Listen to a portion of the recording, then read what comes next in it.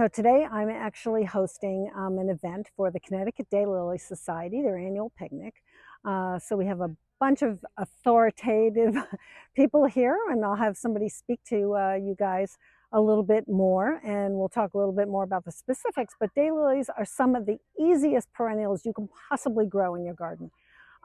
They come in every color except for bright blue, and all kinds of shapes, sizes, heights. They're so easy maintenance. There's nothing to do with them. Plant them and forget it. The clumps get bigger year after year. You can divide them and make more plants. They're just a great perennial. I have a lot of different varieties I'm going to show you. And let's talk daylilies. Daylilies are incredibly forgiving plants, and they grow in even the most adverse conditions, really. And they multiply without much care either. So they're a great value for your dollar, especially for if you're just starting out with perennials. So they're extremely long-lived. You can count on them growing and increasing for decades to come. Their foliage is very light green, strap-like, which fits in with other perennials really nicely. The daylily flowers come in many, many shapes: round, star shapes, spider-like, flat, fluted, trumpet, recurved petals, and more. So you can really vary it up, and they come in almost every color except real dark blue. They'll grow in just about any kind of soil, which is great. They can be divided, and you can propagate your plants like that so you can have more of them. They do need sun, and generally deer don't bother them unless they're kind of desperate, but you know what the deer will eat. So daylilies come in early, mid, late varieties, so you can literally have daylilies blooming from early in the season till late towards the fall. At the end of this video, I'll include a link also and a photo of how to divide daylilies, but I don't have any to divide right now, so I won't. But as you can see from these photos, there are many different types of daylilies. So one of the things that you're probably familiar with is your common roadside daylily, the orange ones. The actual name for a daylily is hemerocallis. This is Kwanzaa, which is a variety of that daylily that you see on the side of the road. All I can say is be careful. They spread like crazy, those daylilies. So be careful where you plant them. And if you're only looking for a single daylily, then that's probably a good one. That's Hemerocallis fulva. And like I said, this is Kwanzaa, and this is the double variety. While it's a nice overcast day today, I had to show you the daylilies. Except for my late ones, even the early ones are still in bloom, but all the mid-season ones are still blooming. This is Olali Ethel Peters. So I'm going to take a walk around and show you all the daylilies.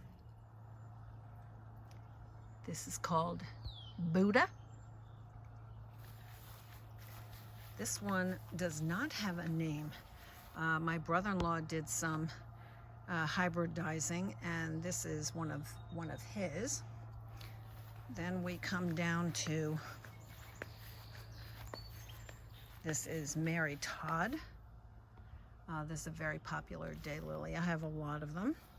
This one here is Olali George Darrow. So you can see that's much more of a gold versus the yellow of Mary Todd.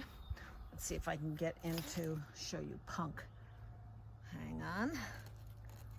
There's Punk. I love that one. I love Punk. I think this is so pretty.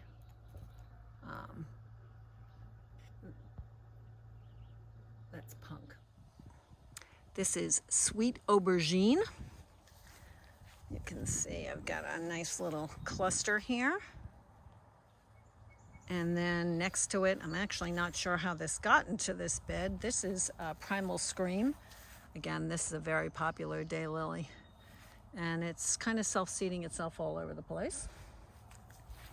Then this is called Pride of Wells. Look at that gorgeous color. Look at that gorgeous color. Oh my God, I love that. And with the dark coleus behind it, and this variegated one. Oh gosh, so pretty, so pretty, so pretty, so pretty, so pretty.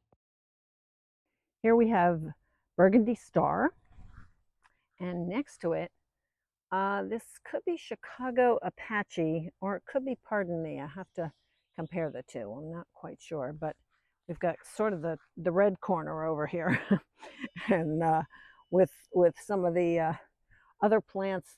I know this bed is tending very red. That was not my intention. It was definitely supposed to be purple.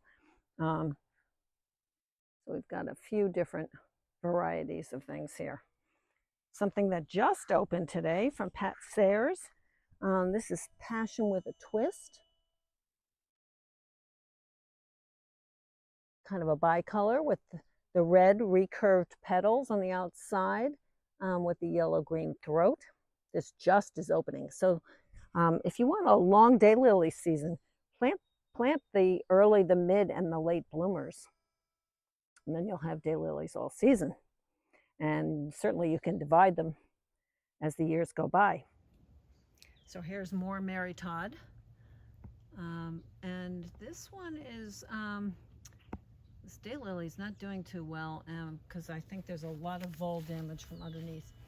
I do have to show you this oriental lily called Conquador. You need to keep your eyes out for red lily beetles. You can see, look at the damage on this leaf. They're tiny little red beetles. You want to get rid of them. Believe me, you want to get rid of them because they'll destroy your lilies. So that's Conquador. The smell, I wish you could smell this because the smell is insane. This is a daylily called Oscar. Another yellow. So let's make our way down and around before it rains. So here are a lot more primal screams.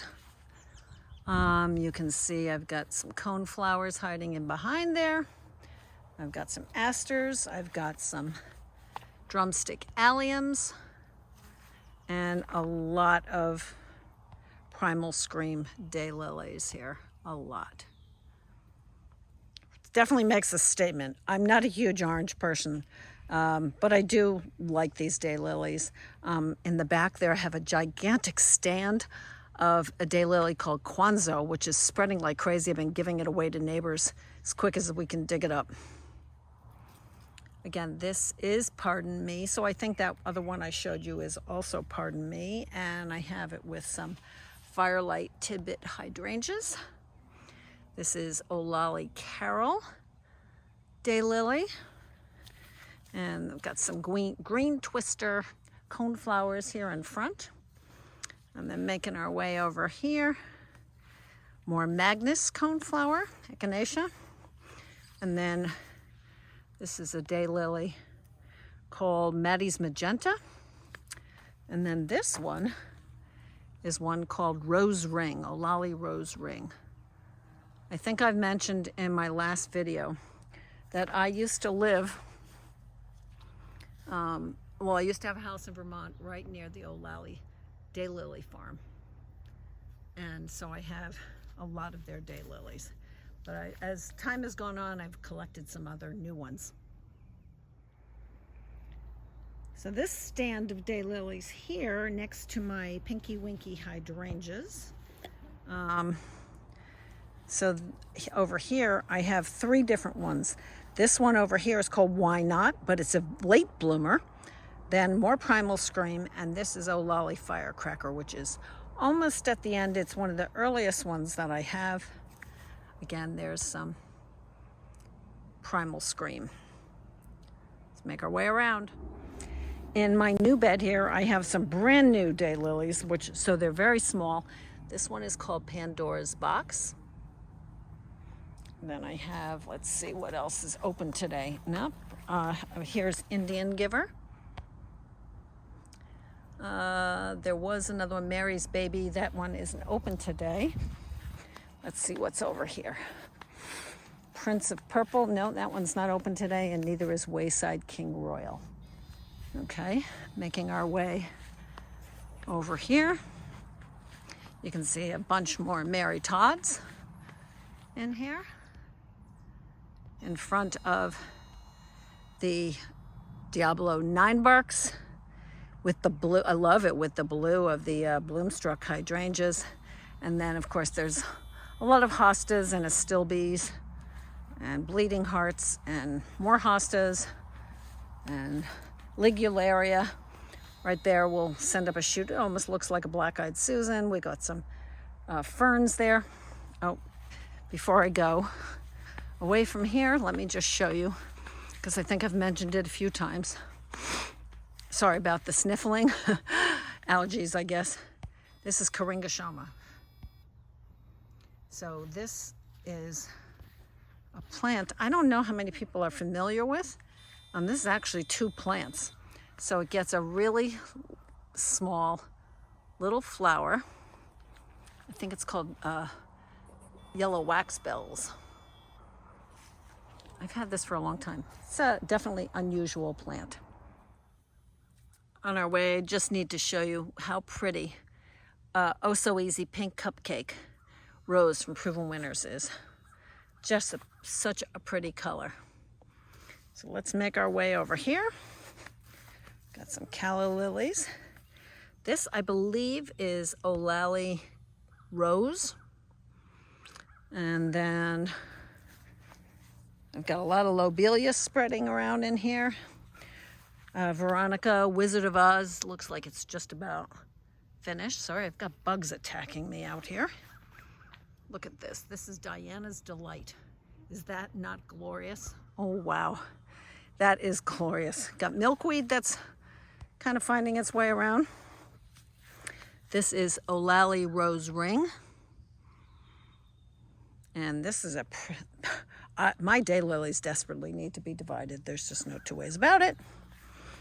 So here we are with another one. This is Magenta Princess.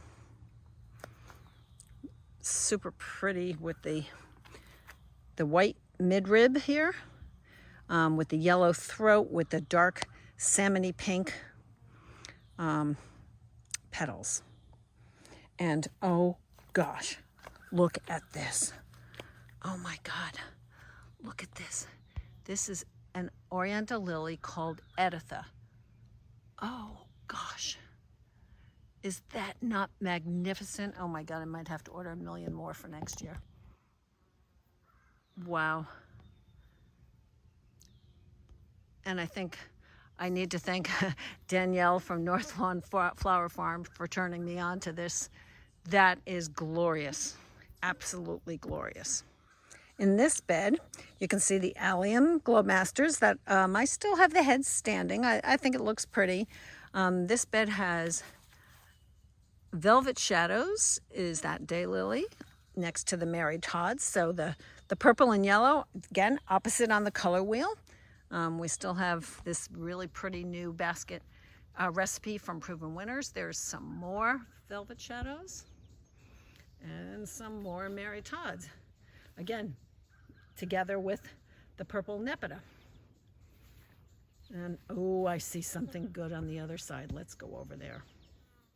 I have a few favorites. This is one of them, Chicago Arnie's Choice. I actually have tags on these things because who can remember after a while? I have so many of them. Absolutely stunning color. Absolutely stunning. And I have it here with more of the Velvet Shadows. Let me pull back so you can see this area. So this whole stand right here, right in here, is all Chicago Arnie's Choice.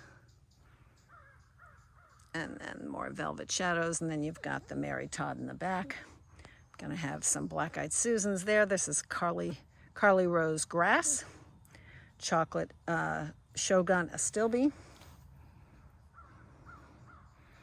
Love it. Here's a brand new one. This is called African Chant. Again, these are looking a little bit more purple, and the sun is coming out. Darn.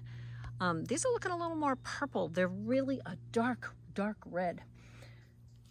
Here's a little update on my containers, big containers. So I've got gladiolas, like burgundy colored gladiolas here that are starting to get ready to flower.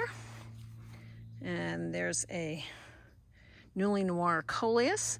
And don't be afraid to literally pinch your coleus, keep it contained size-wise, and so it doesn't bloom. Here's some more. Oh, those are definitely getting ready to bloom.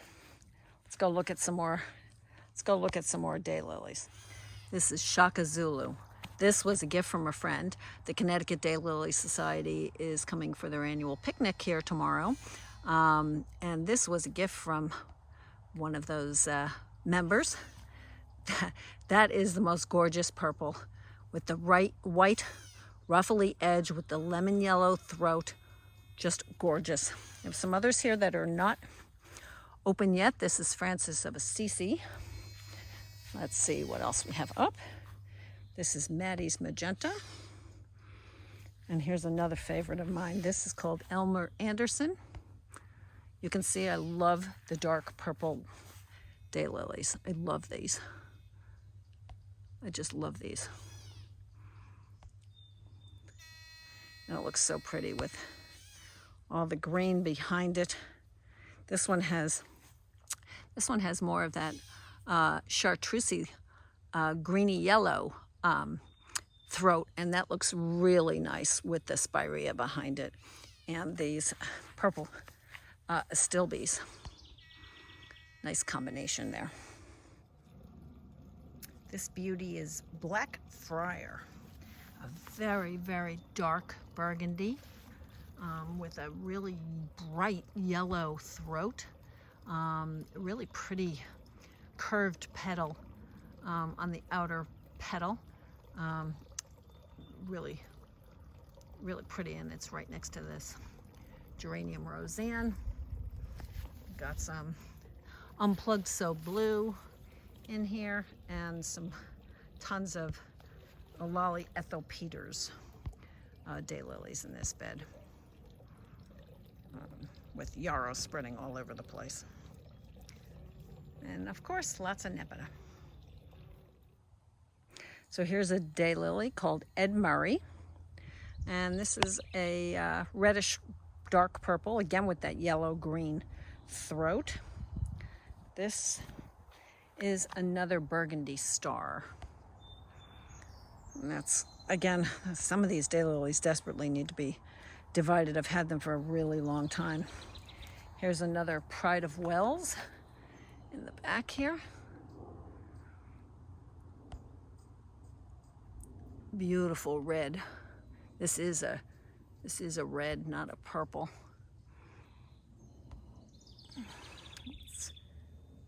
And then it's got the Persicaria behind it. And then in front of it we have Chicago Apache, which is a really pretty red. It almost looks like velvet with the yellow-green throat. We've got a Oriental lily here called Sweetheart getting ready to open. And over here, it's a little bit more firecracker. This is one of the early ones to open. That real orangey red, which is not my favorite, but I've had this for a really long time. And then I have another back here. This is called Fred's Early Red. And more firecracker. And then I have this next to the Becky Shasta daisies. Makes some nice relief, and then we've got the salix behind it. So it gives it a nice break from all that hot color. And then across from it we have all these 9-barks.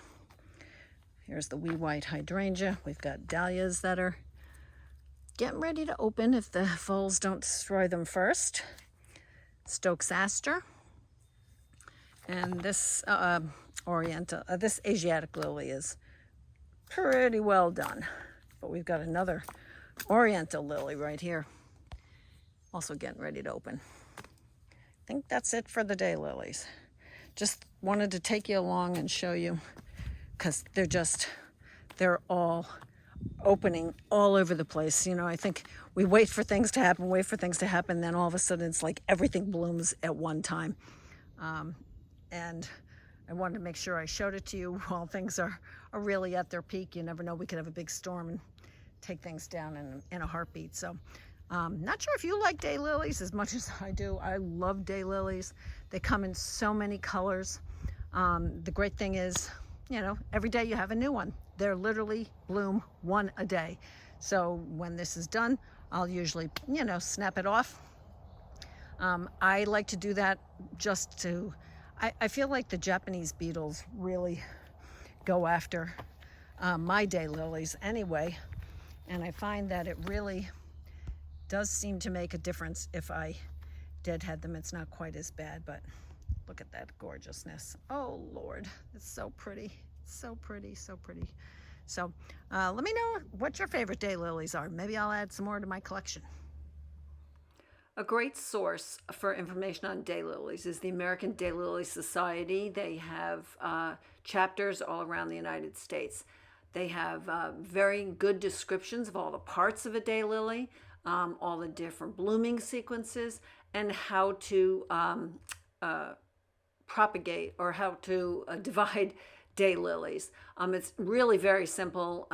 This fall when I do some, I will show it to you, but basically you dig them up. You can divide the clump by hand, or I use 2 pitchforks sometimes if it's really hard to pull apart. Separate them and replant them. It's really just that simple. I was honored to have the Connecticut Daylily Society in my garden for their annual picnic this past weekend. And it was really a pleasure talking daylilies with other people who know so much about daylilies. They're always looking for new members, and there are chapters of the American Daylily Society all over the country. So if you're interested in finding out more about daylilies, find a local club near you. Okay. Hi, I'm Rebecca Nisley. I'm with the Connecticut Daylily Society, and we're here in Robin Lencey's beautiful garden with her beautiful daylilies. Just wanted to give you some information. She's got a lot of good basic daylilies. There are much fancier ones, but these are good. And look at that color. I mean, can you beat it? Look at the throat inside. And she's got varieties that have lots of scapes, which are these bud shoots, and lots of buds on them. When you buy a daylily, you want to make sure that you get that, because otherwise you won't have much, because after a day they're gone. And then you have to do what's called deadheading, which is pinching them off. But this is a gorgeous one. What's it called? Magenta Princess. Well, I wouldn't call it magenta, but it's gorgeous. And daylilies come in all colors except real blue. There's some great pinks. There's some great yellows and oranges. They come in different size flowers. Look at the one over there, the little tiny red one. Isn't that cute? They're darling. And there's yellow ones. They go well in a garden. They're really tough plants. And the only problem is if you have deer, don't try them. But what else can I say? Daylilies are crosses of a lot of different species from the Far East, China, Japan, Korea. And they started out as fairly simple flowers, but then they've been worked on, and there's all kinds of textures and flower shapes. There's something called spiders, which are a lot of fun, where the petals are narrow and big. And what? Doubles and minis. There are doubles. Well, that's a mini. Yeah. There are double flowers. There's ones that have eyes. This is just the throat, okay? This golden part. But on these little guys, you can see the bit of a, what do you call it, Kim? An eye, yeah. There's a bit of an eye there. And some of them have very large eyes, which are really beautiful. Look at this one. This one definitely has an eye, okay? See that? How dark it is? And some of them are totally different colors in the eyes. And here's the other fun. It's very easy to hybridize daylilies. This is the male flower, the male part. You got it? Okay. This is the male part with pollen. And this is the female part. And then you just take it and go, doot, doot, doot, doot. That's it. Daylily sex is simple. What else?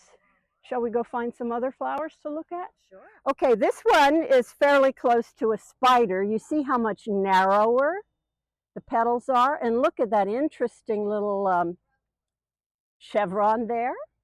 That's kind of fun. Look at how pointy they are. There are oodles of daylilies in all kinds of colors that often are very similar, but have different petal shapes. And here's one where you see, what are they called? Fishtails? Anyway, look at the color, the contrast of the color of these. That one's gorgeous. And that one's called Picturesque Pattern, and it sure is a double, a really gorgeous one. And look at the color of that. It's yellow, but the intensity is just really, really fine. What is this? Do you know? No, I don't. My brother-in-law hybridized this, so I don't actually have a Name for it. It does have a nice bud count, and it's very tall. Yes. Compared to some of the other ones. Yeah. I have a couple where, you know, there's one that I really like, Asiatic pheasant, but the flowers are just down in the leaves, and it's like, oh, even 3 inches. But this one's good. Yeah, this one is one of the taller ones that I have, and also I don't want to say later, but one of the later ones. I do have a few that haven't opened at all yet. Yeah, I noticed that. I noticed that. Well, that's gorgeous, and it's it really, you see it and you go, whoa! Definitely a brilliant gold, that's for sure. Yeah. Well, thank you very much, Rebecca. I really appreciate it. Oh, that was fun. Taking some time. Thank you. Daylilies prefer a slightly acidic soil, 6 to 6.5, well drained, but they'll really grow in just about any soil. They're very, very forgiving plants. As you can see, there have been many, many improvements to the common daylily over the years by hybridizers. Underneath this video, I will link some sites where you can buy daylilies. Good luck. Tell me which is your favorites. What color are you drawn to? I love the pinks and the purples the best. You can't go wrong with planting daylilies. If it's the only perennial that you plant, it'll be a perfect addition to your new garden. They can be divided to make new plants as they grow. They're wonderful. They're easy. They come in almost every single color. And I think you'll like them as much as I do. I have them mixed with trees and shrubs and perennials versus just having only daylilies in my garden. Again, I hope you found this informative. Please subscribe and hit that like button. I really appreciate it. And I'll see you next week.